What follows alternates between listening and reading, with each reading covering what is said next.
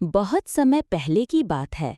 एक सुंदर हरे भरे जंगल में एक प्यारा सा तोता रहता था, जिसका नाम था राजा।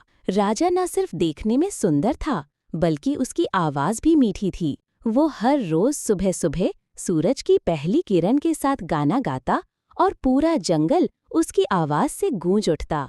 उसी जंगल के दूसरे छोर पर एक सुंदर सी मैना रहती थी, जिसका नाम था रूपा। रूपा शांत, समझदार और बहुत स्नेही स्वभाव की थी। वो अक्सर पेड़ों की शाखाओं पर बैठकर किताबें पढ़ा करती थी, जंगल की भाषा में, और दूसरों की मदद करने में उसे बहुत आनंद आता था। पहली मुलाकात। एक दिन राजा उड़ते उड़ते बहुत दूर निकल गया।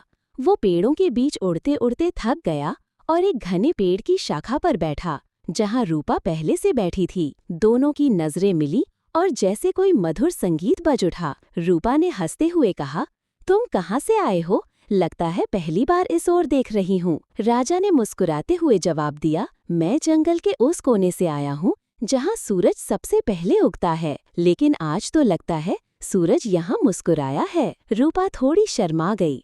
वो दिन था और फिर तो रोज की मुलाकातों का सिलसिला शुरू हो गया, दोस्ती से प्रेम तक। राजा और रूपा अब रोज मिलते, कभी फूलों की घाटी में, कभी झरने के किनारे, कभी आसमान में उड़ते उड़ते। वो एक दूसरे की पसंद, आदतें, ख्वाब सब जानने लगे। राजा की चंचलता और रूपा की समझदारी, दोनों की जोड़ी सबको पसंद आने लगी। धीरे धीरे उनकी दोस्ती एक गहरे प्रेम में बदल गई। एक दिन राजा ने रूपा से कहा, रूपा, तुम्हारे साथ हर पल मुझे बहुत खास लगता है।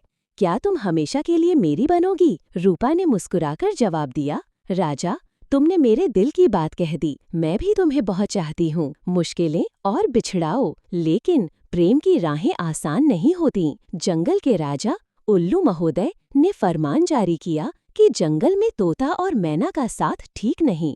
तुम दोनों अलग प्रजाति के पक्षी हो। उन्होंने कहा, तुम्हारा प्रेम जंगल के नियमों के खिलाफ है। राजा और रूपा बहुत दुखी हुए।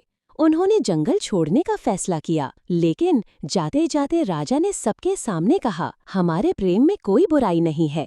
हम अलग हो सकते हैं, पर एक दूसरे को भूला नहीं सकते। पुनर्मिलन। जंगल के बहुत से पक्षी राजा और रूपा की सच्चाई और भोलापन जानते थे। धीरे धीरे सबने उल्लू महोदय के खिलाफ आवाज उठाई। छोटे पक्षी, बुजुर्ग कबूतर, नाचती मोरनी, सभी ने कहा, प्रेम में जात, रंग, प्रजाति कोई मायने नहीं रखती। उल्लू महोदय ने अपनी गलती मानी और राजा रूपा को वापस बुला लिया। पूरे जंगल में जश्न मनाया गया, फूल बरसाए गए, पेड़ पौधों ने झूम कर स्वागत किया। Happily ever after. राजा और रूपा ने एक प्यारा सा घोंसला बनाया, झील के पास, जहाँ सूरज की किरणें सबसे पहले पड़ती थीं।